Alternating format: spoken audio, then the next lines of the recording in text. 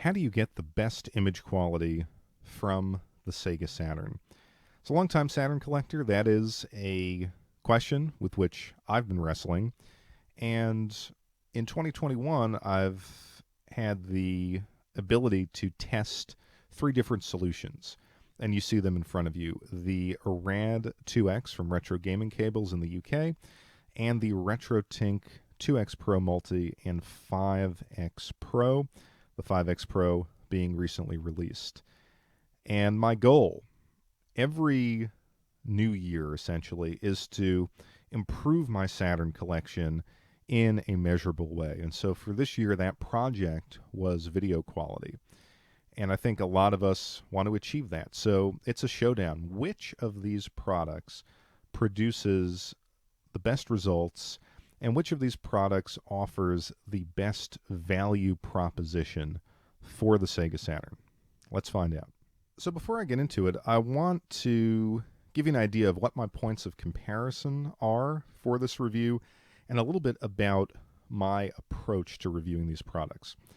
So as far as comparison, I, for a very long time, was using one of three CRT televisions. I had a Sony Trinitron 27-inch, I had a Daewoo flat screen, and I had a very late model Samsung. And obviously the Trinitron was the best of the bunch, but it was so big I had to get rid of it, and then I was using those two other televisions. The CRT is, I think, the unanimous choice for authenticity. The Sega Saturn was designed to be used with a CRT television, as were all retro consoles. So to me, I think that offers the best gameplay experience. The problem is space constraint. I eventually got to a point where I could no longer justify having all of those CRTs in my house, had to put them into storage, and from that point, I was using two devices. The first was this Panasonic DVD RAM recorder.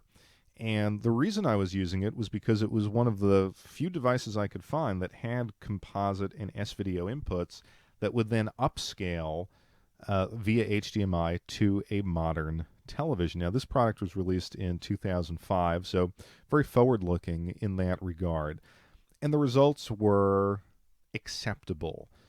I was able to get the image on the television. There was a lot of video noise, and as I came to realize, a lot of input lag.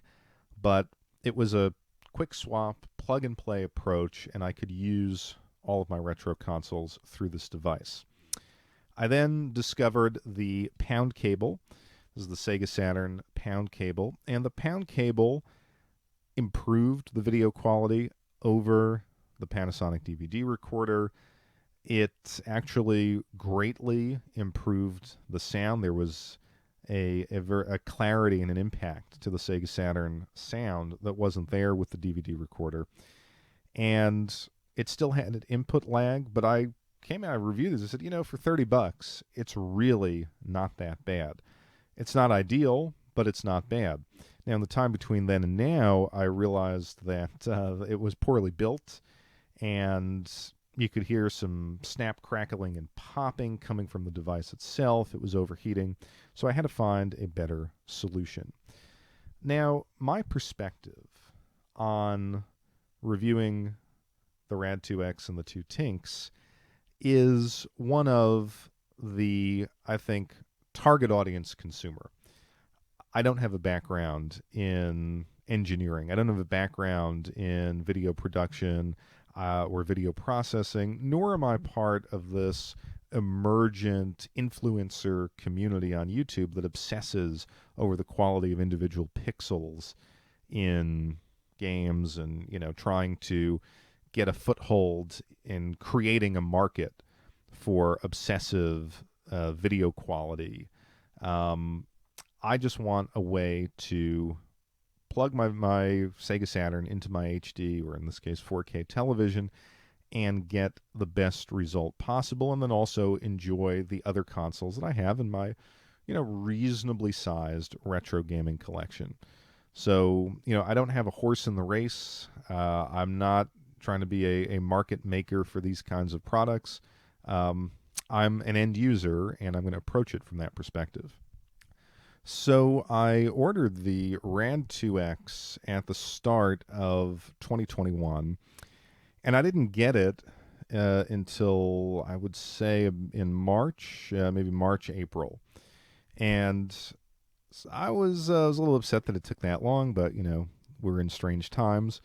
But I was immediately impressed. So this to me was a very meaningful upgrade over the pound cable for the sole purpose or for the sole reason that I had the plug and play ability. I retained that high quality sound processing over HDMI, which, if you know about kind of the cheap Sega Saturn S video cables and composite cables, the left and right inputs were frequently switched, and those cables were not high quality. So I got the sound, I got the ease of use, and the video image was, I would say, slightly better than the pound cable. The colors weren't as blown out, which is a positive. But the key thing, the key sort of surprising feature for me was that this product reduced input lag. And so when I started playing the Sega Saturn without those old school and substandard solutions, I was shocked at how much better the gaming experience was. And to have that all in one box for $70 shipped was, I thought, a great value proposition and was totally worth it. Because I was unsure of when I would get the RAD2X, I ordered the RetroTINK 2X Pro Multi. And it actually arrived 3 days after I got the RAD2X cable. So I got these in quick succession, and I was able to A-B them as far as the Saturn. What were the results? Well, the RAD2X has, the RetroTINK 2X has a S-video cable, and therefore I had to use the cheap Sega Saturn cables, S-video cables that I had. And, the results, I would say, were very similar. Slightly more noise on the TINK 2X, but again, understandable given the cabling quality. But I would say, both were in the same ballpark.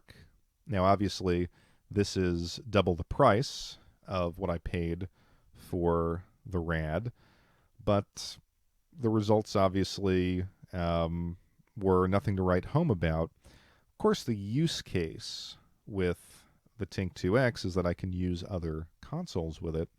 So to me, that justified the difference in price. Sound quality was much better on the RAD2X, and that was the differentiating factor. So if you were only deciding between these two products, I think the RAD would be the way to go. But shortly after I ordered the 2X, I realized that the 5X was coming out, and I had to pre-order it just because I needed to get the best quality. When you're a collector, you can be a little bit obsessive. So I wanted to at least test out the TINK 5X and see if it was really a jump in quality. Now, it is a jump in price, because this thing does a lot more. It even comes with a nice remote control. It has a number of different settings, and it really works in a number of different use cases. But focusing solely on the Sega Saturn, it has kind of the standard connections that we see on the 2X. So I started off with the S-video cable, and I'm going to be honest, the results were extremely similar to the RAD and the 2X, and I was a little bit disappointed. In fact, because this is scaling up to a much larger image, the video noise that was actually present in all three, in the previous two signals, I would say, even from the RAD, which was marginally cleaner and smoother than the 2X, whatever noise was there was really, really visible. So I was a little bit upset. It was like, this, obviously, there's a lot more I can do with this product, but just for Sega Saturn, I was a little upset. But then I noticed that it has a SCART connection. And at first I said to myself, I'm not Again, I'm not one of these obsessive video quality people. I don't want to get into RGB via SCART because I know that there are a lot more considerations that you have to take into account. But because I was so underwhelmed by the S-video quality on the TINK, I decided to get a SCART cable. And the SCART cable I got is this Insurrection Industries Sync on Luma SCART cable. And it cost me about $30 shipped. Now, supposedly you want to go with the C-Sync SCART cables for the Saturn. It's just that I couldn't find any in stock. There are apparently 3 vendors who are reputable when it comes to SCART cables. And SCART cables are a little bit more complex. And if you buy a cheap one, you will either get video quality that's not that much better than composite, or in the worst cases, they'll be wired incorrectly and you can actually damage your equipment. So Retro Gaming Cables UK, a place called Retro Access, and Insurrection Industries seem to have been the default, for reputable sellers. Unfortunately, the gaming cables, Retro Gaming Cables, SCART, and the Retro Access SCART cables were unavailable.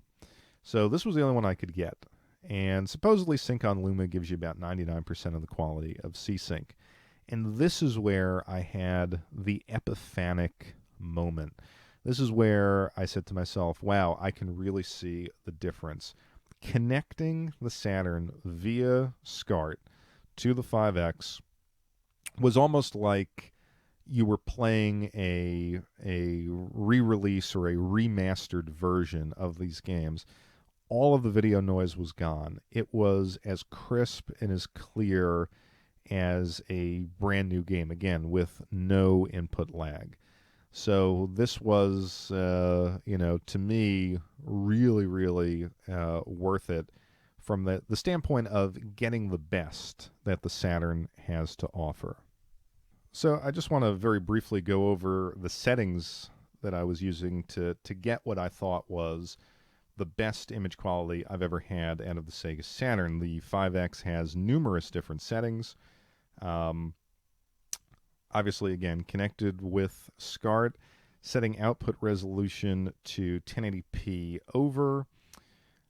It has different pre-programmed sampling modes, so there are 3 that I think work best for the Saturn. There's generic 4.3, there's Saturn 320, and then there's Saturn 352.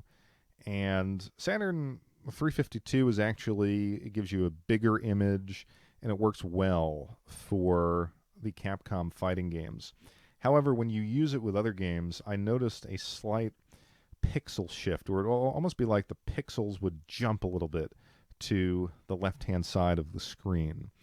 So outside of the Capcom fighters, I found that actually generic 4.3 offered the best image. Clear, no pixel jumping, just really a wonderful, wonderful image. And I didn't really see too much of a difference between generic 4.3 and Saturn 320, so for most games I put it on 4.3. For fighting games from Capcom, Saturn 352. I like sharp pixels, so I have the interpolation setting set to sharp.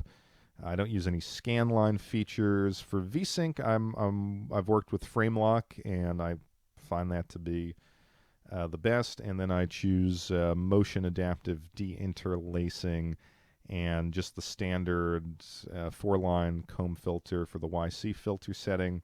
And those are all the defaults. But, I'm not an expert. This is just what worked for me.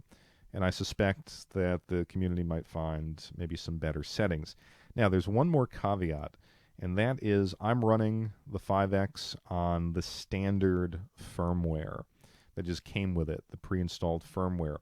I have seen in various forum posts that if you upgrade the firmware to the latest version, currently available on the RetroTINK website, that there is some degradation of the SCART image qualities, specifically jail bars appearing, so those kind of colored lines in the distance. So I am not using that firmware. I'm just sticking to the first firmware, and I have not seen that issue at all. And like I said, the SCART is just about the best the best image quality I've seen out of the Sega Saturn, and one of the best gaming upgrades that I've ever done. So before I go on to the final verdict, obviously the two TINKs, 2X and 5X, have significant functionality beyond the Saturn. And I think that obviously accounts for the price increase over the RAD2X. So just some brief thoughts. Again, what the RetroTINK 2X did for me was give me the ease of use, lack of input lag, and really opened up my retro gaming collection in a very significant way. When you have an easy solution, when you can plug and play and take away one of the major negatives being input lag, I found myself playing more of my collection more often. So that's what the TINK 2X will do for you. Quick note about build quality. You know, the 2X is, I suspect, a Raspberry Pi implementation. And as such, the power cable, if you've ever built Raspberry Pis, you know, sometimes with a cheap case, the power cable kind of comes loose. So that happened to me on a couple of different occasions. Just something to be aware of. Otherwise, it's a very solid device. TINK 5X, on the other hand, since I'm on the topic of build quality, you know, for $300, it's very light, it's very plasticky, and there's a significant amount of flex when you plug and unplug various cables. So just something to be aware of.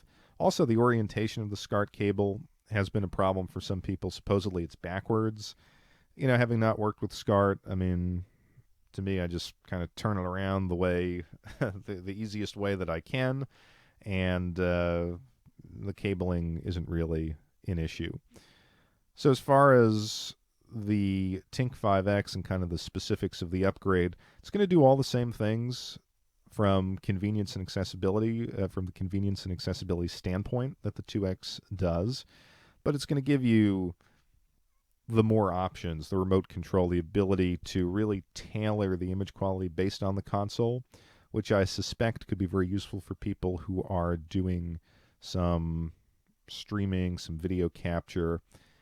The SCART implementation, just ability to have that, is something that I think I want to experiment with all my consoles. So if the console can do SCART, I'm going to buy the SCART cable.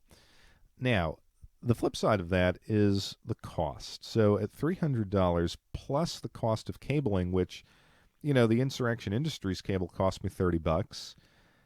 Sometimes these SCART cables can run upward, you know, run into the $40 to $60 range if you buy it from one of those other vendors. So there is a significant cost. And the other thing I noticed with the TINK was that when I was using cheap quality cables, so case in point, PlayStation 2, I had kind of generic component cables that I purchased online. They've been fine for years. When I plugged them in here, I got significant video interference, like bars of static.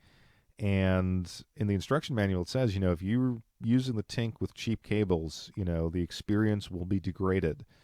And how much will it be degraded depends on how cheap the cables were. So I knew I had PlayStation 2 OEM component cables somewhere. I had to do a lot of digging, and I finally found them, plugged it in, totally took care of that issue. And honestly, the PlayStation 2 quality was really, really good. It makes PlayStation 2 viable on a 4K television, which is really important to me because I have a big PlayStation 2 collection. But I think what I saw from that issue was, you know, the TINK 5X, to get the best results, you're going to have to invest a lot more into your setup. So it's going to work best for people who, you know, maybe you've done an internal RGB mod on one of your consoles, and then you get the best quality cabling. And, you know, let's be honest, some of that quality cabling, if we're talking about non-SCART, like HD Retrovision cables, you know, those can be upwards of $70. So if the TINK is the last in a chain of video quality improvements, that's when you're going to get the wow factor. And the question is that worth the price to you? Are you going to invest an extra, let's, for argument's sake, say $30 to $80 per console for the cabling?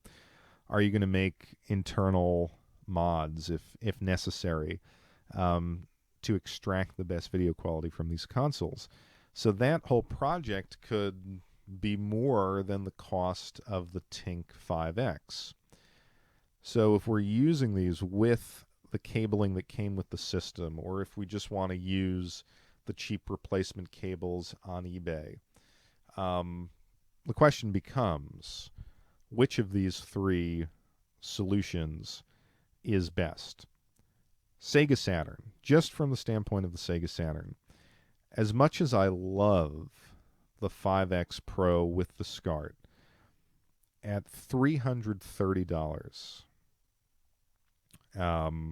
now, obviously a little bit less because I got the pre-order discount on the TINK, but at $330 versus what I get for $70 thereabouts with the exchange rate on the RAD2X. It's hard to argue against the RAD2X if you're going to use standard Saturn cabling. So is the jump in price worth it for the beautiful RGB image? That's a personal question. I think just in terms of getting 80% of the way there, the RAD2X will do it. If you want that 80% experience on the Saturn, plus having the ability to connect up your other consoles, then the 2X Pro, or the RetroTINK 2X Pro is a really, really good solution, and it's still available. But the 5X, is going to be that solution for people who are obsessive, and I'm one of those people. So for me, I was very happy to get it, and like I said, it's a product like its predecessors that really opens up your gaming library. But I think for the Saturn, purely for the Saturn, for the best all-around experience at a reasonable price, and also compare it with the FrameMeisters and the OSSCs and things like that are in the $300 range. For $70, you're getting really the best value and excellent quality from the RAD2X. So that would be my solution for the Sega Saturn. But if you want to move beyond the Saturn, get the best Saturn quality possible, plus open up your entire collection, you got to go with the RetroTINKs. And the question is, what is your use case? What is your budget? All things being equal, go with the 5X. But, if you don't want to invest all that money in the cabling and, of course, the higher MSRP on the 5X, the RetroTINK 2X is still a viable product. So it's, in a sense, it's kind of a cop-out answer, I guess, but I think the positive is that we have three excellent solutions for the Sega Saturn and two really strong consumer-oriented solutions for getting the most out of your retro gaming collection, and that puts the hobby in general in a better place.